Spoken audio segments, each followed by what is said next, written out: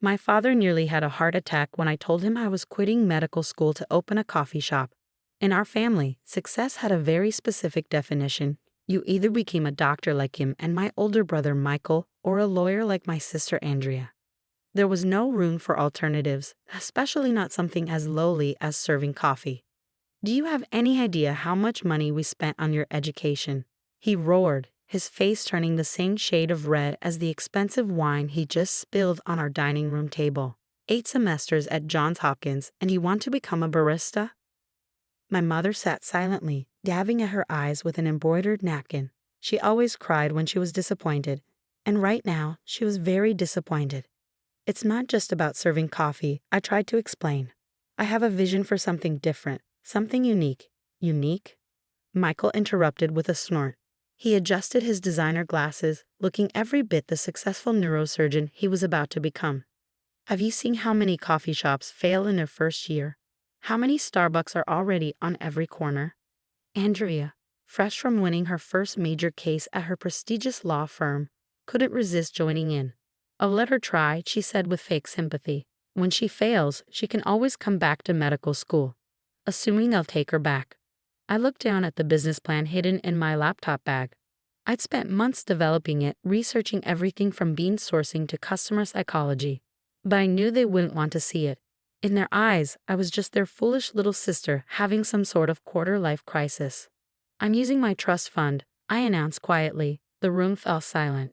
Absolutely not. My father's voice was ice cold. That money is for your future, not for some ridiculous coffee shop fantasy. I turned 25 last month, I reminded him. The trust is mine to control now. My father stood up so quickly his chair fell backward. If you do this, you're on your own. No more support, no more safety net. When this fails, and it will fail, don't come crying to us. I stood up too, surprisingly calm. I won't. That night, I emptied my trust fund, all $200,000 of it, and put it into a new business account. The next morning, I signed a lease on a small storefront in a quiet neighborhood far from the trendy areas where most coffee shops clustered. My family thought I was crazy to choose such an unfashionable location, but they didn't understand my plan. The building had history. It was an old bookstore that had closed down years ago, with beautiful wooden shelves still lining the walls and a small garden in the back. The rent was cheap because no one else wanted a location so far from the hip districts. But I saw its potential. I named it The Last Page, a nod to the building's history and my own new chapter. Instead of gutting the interior like most modern coffee shops would, I restored the old shelves, filling them with used books that customers could read while they drank their coffee. The garden became a peaceful oasis where people could sit among herbs and flowers that I would use in our signature drinks. But what made The Last Page truly different wasn't its atmosphere, it was the coffee itself. During my time in medical school, I'd become fascinated with the chemistry of coffee, how different roasting techniques and brewing methods affected not just taste, but the way caffeine was released into the body. I developed my own roasting profiles, experimenting with timing and temperature until I created something unique. My first employee was an engineering student named David who dropped out of MIT to pursue his passion for coffee roasting. He thought my ideas about coffee chemistry were brilliant, and together we spent countless nights perfecting our techniques. This isn't just coffee, he said one night as we tested our latest roast. This is science. The day we opened, exactly 3 customers came in. The next day, we had 5. My family didn't even bother to show up for the opening. Michael sent a text, "Hope you kept your medical school notes." But slowly, something started happening. People who tried our coffee came back. Then they brought friends. Word spread about the strange little coffee shop with the incredible drinks and the peaceful atmosphere. A local food blogger wrote about our signature drink, The Awakening, which used a special roasting process I developed that released caffeine more slowly, providing sustained energy without jitters. The article went viral in the local food scene. Soon we had lines out the door every morning. Regular customers started calling ahead to reserve their favorite spots in the garden. Local business people discovered they could actually think and work better in our quiet, book-lined space than in noisy chain cafes. 6 months in, we were profitable. Not hugely so, but enough to prove this wasn't just a rich girl's fantasy. I reinvested every penny, improving our equipment, training staff in our special techniques, refining our processes. Then came the corporate customers. It started with a few executives from nearby offices who swore our coffee helped them focus better during long meetings. Soon, companies were ordering our coffee for their offices, willing to pay premium prices for our special roasts. 1 year after opening, I took a risk. I used every bit of profit we'd made to open a second location, this time in an old clock repair shop across town. We kept the original clock mechanisms as decoration, calling it the timepiece, and applied everything we'd learned from the first shop. It was an instant success. People loved that each location had its own character while maintaining the same exceptional coffee quality. We weren't trying to be a chain where every store looked identical. Each shop would have its own story. The local press started paying attention. The anti-Starbucks, how the last page is rewriting coffee shop culture, read one headline. We were featured in several major food magazines, praised for our innovative approach to both coffee and atmosphere. My family, of course, remained unimpressed. At every holiday dinner, they'd ask with barely concealed mockery how my little coffee shops were doing. I stopped trying to explain that we were actually doing quite well, that we had plans for expansion, that our profit margins were exceptional for the industry. I saw that new Starbucks open near your first shop, Andrea mentioned during Thanksgiving dinner, 2 years after I'd opened the last page. I suppose they'll put you out of business soon. What she didn't know was that our sales had actually increased since Starbucks opened nearby. Their customers would often wander over to us, curious about the cozy shop with the books and garden. Once they tried our coffee, many never went back to Starbucks. By the end of our second year, we had 5 locations, each in a unique historic building, each with its own theme but the same exceptional coffee. We called them the story shops, the last page, the timepiece, the inkwell, in an old stationery store, the stage door, a converted small theater, and the captain's log, a former maritime supply store. Each shop developed its own loyal following, but they all shared our commitment to quality and our unique roasting process. I had painstakingly documented every aspect of our operation, creating detailed manuals for everything from bean selection to customer service. David, my first employee, had become my head of operations, overseeing our central roasting facility where we produced coffee for all 5 locations. We'd expanded our wholesale business, supplying offices and small restaurants with our special roasts. Then came the call that would change everything. Ms. Sullivan. The voice on the phone was polished professional. This is James Chen from Venture Capital Partners. We've been watching your company with great interest.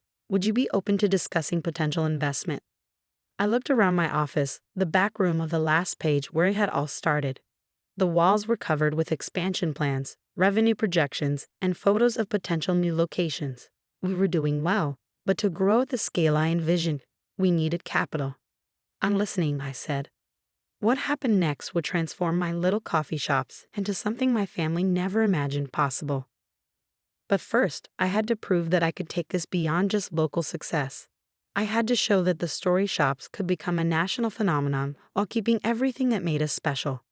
I hung up the phone and called David. How would you feel about building something bigger, much bigger? His response was immediate. I thought you'd never ask. The meeting with Venture Capital Partners took place in our original store, the last page. I insisted on it. If they were going to invest in us, they needed to understand what made us different. James Chen and his team arrived in expensive suits, looking somewhat out of place among our vintage books and mismatched furniture. I served them our signature awakening blend myself, watching as their skeptical expressions changed to surprise at the first sip. This is remarkable, Chen said, staring at his cup. What's different about it? I explained our proprietary roasting process, the chemistry behind our unique caffeine release system, and our commitment to sourcing beans directly from small farmers. Then I showed them our numbers, revenue growth, profit margins, customer retention rates. We're not just selling coffee, I told them. We're selling an experience, a feeling, a moment of peace in a chaotic world. And we're doing it while maintaining quality and authenticity at every location. They offered $50 million that day. I negotiated for $75 million and maintained majority control. The next phase of the story shops was about to begin. The expansion was strategic and careful. We didn't just open stores, we found buildings with character, places with history. Each new location had its own theme, its own story, while maintaining our core principles of quality and atmosphere. In Boston, we converted an old library into the Bookmark. In Chicago, a former record store became the Symphony. Each store was unique, yet instantly recognizable as part of the Story Shop's family. We opened our own barista training academy, ensuring every employee understood not just coffee preparation, but the science and story behind our methods. Our central roasting facility expanded into a research and development center, where we continue to innovate and perfect our techniques. 2 years after the investment, we have 50 locations across the East Coast and Midwest. Each one was profitable within its first 3 months. The media started calling us the anti-chain chain, a company that had managed to expand while maintaining the charm and quality of a local coffee shop. My family, meanwhile, remained unimpressed. At Christmas dinner that year, Michael was still skeptical. 50 shops? That's cute, he said, sipping his wine. But it's not exactly Starbucks, is it? Andrea chimed in. I heard they're opening 3 new locations in your area. Aren't you worried? I didn't tell them about the market research showing that our sales typically increased when a Starbucks opened nearby. Our customers were loyal because we offered something different, not just better coffee, but a genuine experience. Then came the game changer. A major tech company switched all their office coffee service to our brand after their CEO visited one of our shops. Other corporations followed. Our wholesale business exploded. We developed a subscription service for home delivery, complete with detailed brewing instructions and stories about each month's special roasts. The waiting list grew to months long. 3 years after the venture capital investment, we had 200 locations. Each one was profitable. Each one was unique. And each one maintained the quality and atmosphere that had made the last page special. The press couldn't get enough of us. Forbes did a feature, The Story Shops, How One Woman's Vision is Disrupting the Coffee Industry. Fortune followed with The Billion-Dollar Bookstore, The Story Shop's Unique Path to Success. I sent copies of the magazines to my family. They didn't respond. Then came the morning that changed everything. I was in our newest location, the Lighthouse in Seattle. Yes, we dared to open in Starbucks' hometown when my phone rang. Miss Sullivan, this is Howard Schultz. The founder of Starbucks was calling me directly. He wanted to meet. The meeting took place in our original store, her last page. Schultz arrived without an entourage, ordered an awakening, and spent an hour exploring the shop. You've created something extraordinary here, he said finally. Something we've been trying to recapture for years. The feeling of a real coffee house, a community space, while maintaining consistency and quality across hundreds of locations. Then he made his offer. Starbucks wanted to buy the Story Shops. All of it, for $4 billion. I listened to his pitch about how they would maintain our brand identity, keep our unique locations, preserve our methods. The number was staggering. $4 billion for what had started as a silly coffee shop.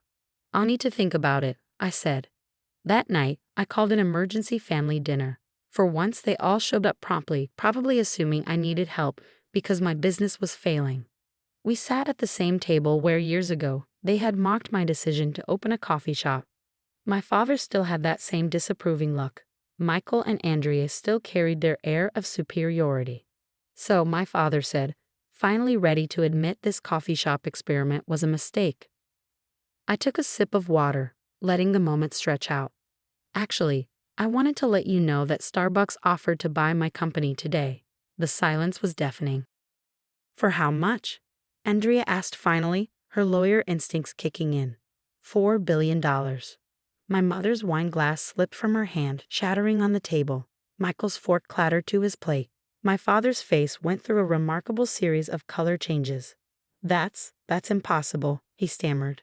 I pulled out my phone and showed them the official offer letter. Their eyes widened as they saw the numbers, the terms, the signatures. But they're just coffee shops, Michael whispered. No, I corrected him. They're Story Shops, and there are 500 of them now. Andrea, ever the pragmatist, leaned forward. You're going to accept, right? $4 billion is. Actually, I turned them down this afternoon. If they were shocked before, now they were completely stunned. You what? My father exploded. Have you lost your mind? I stood up, smoothing my dress. The Story Shops isn't just about money. It's about creating something meaningful, something that makes people's lives a little better every day. We're profitable, we're growing, and we're doing it our way. Why would I give that up?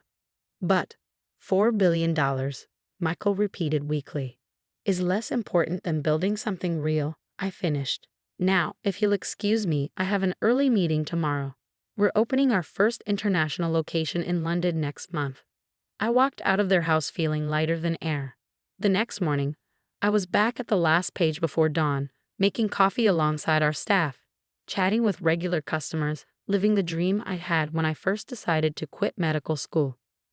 A week later, the news broke. Story Shops turns down $4 billion Starbucks offer, announces international expansion. Our customer numbers surge even higher. People loved that we chose an independence over a massive payday. One quiet evening, as I was closing up the last page, my father came in. He looked around the shop as if seeing it for the first time. The carefully curated books, the peaceful garden, the contentedly studying students, the laughing friends, the lovers on quiet dates. I never really understood before, he said softly. This isn't just a coffee shop, is it? I handed him a cup of our newest blend. It never was. He took a sip, his eyes widening slightly at the taste. I was wrong, he said finally. We were all wrong. This is what success really looks like. I smiled, remembering all the doubts, the mockery, the dismissal. Would you like to hear the story of how it all started? He sat down in one of our comfortable armchairs, looking at me with new eyes. Yes, he said. I would. And so, in the quiet of the shop where it had all begun, I told him the story of how a disappointed medical student had built an empire by believing in something different. How success doesn't always look like what people expect. How sometimes the best revenge isn't proving others wrong, but proving yourself right.